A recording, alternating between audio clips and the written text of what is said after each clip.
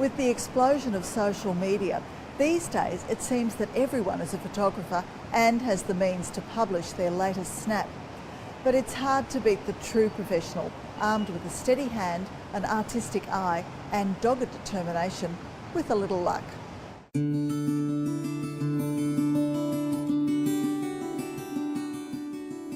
I remember as a kid standing out on the porch and watching the lightning and just being completely fascinated by it. But then I got my first camera when I was quite young as well. So they both pretty much came about at the same time. Marty Pouwelse has been a photographer since he was a boy. And while he snaps everything from portraits to products, he has a passion for weather. The Logan Art Gallery south of Brisbane is celebrating these images with an exhibition as part of the Queensland Festival of Photography. It's the images themselves that caught our eye, and we went, yes, this is something we really want to show. It's going to be popular as well as art. While Marty has had a camera in his hand since he was a child, the storm chasing by necessity had to come later. When it became physically possible to do it, which would have been around 1995. When I got my first car, I was in Canberra at the time, and it was nice to have some control over where you go, and I guess that's kind of where the chasing started. The photographer is always searching for ways to take the best shots. He's had to develop his meteorological skills.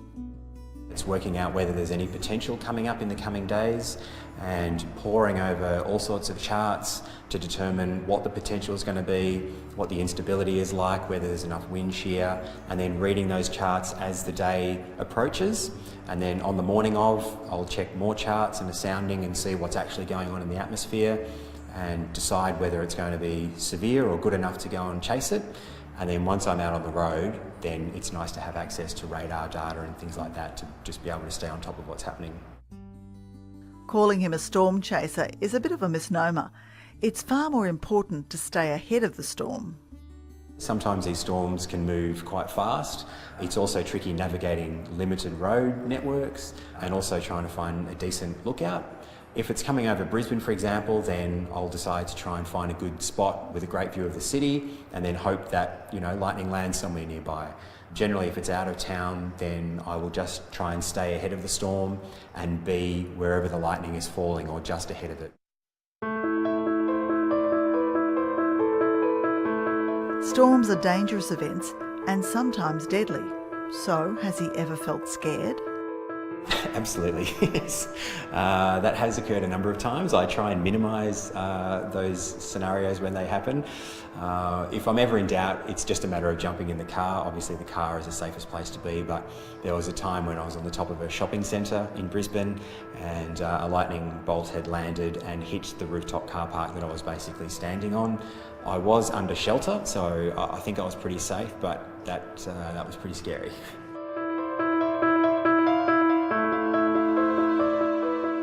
His enthusiasm for the art has taken him to the holy grail location for storm chasers, Tornado Alley in the United States. There, the danger levels skyrocket.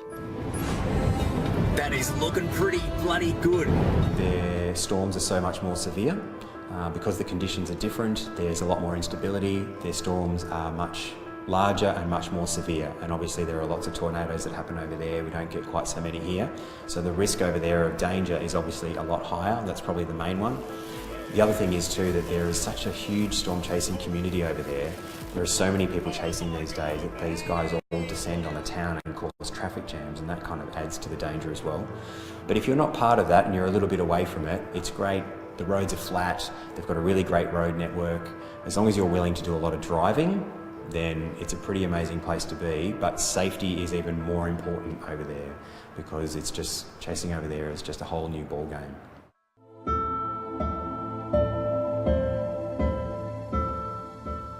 Narrowing down the favourite images for the exhibition has been extremely difficult, but all have what curator Michael Waddell describes as a combination of drama, composition and art, and that has attracted visitors.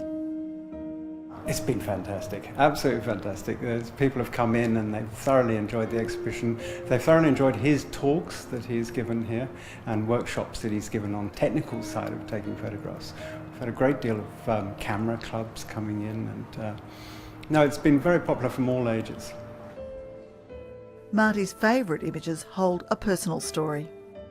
And I love the fact that when I look at one of my photos, it reflects the experience that I had, because some storm chasers are just amazing. I just love being out in the open road, even if a storm doesn't happen necessarily.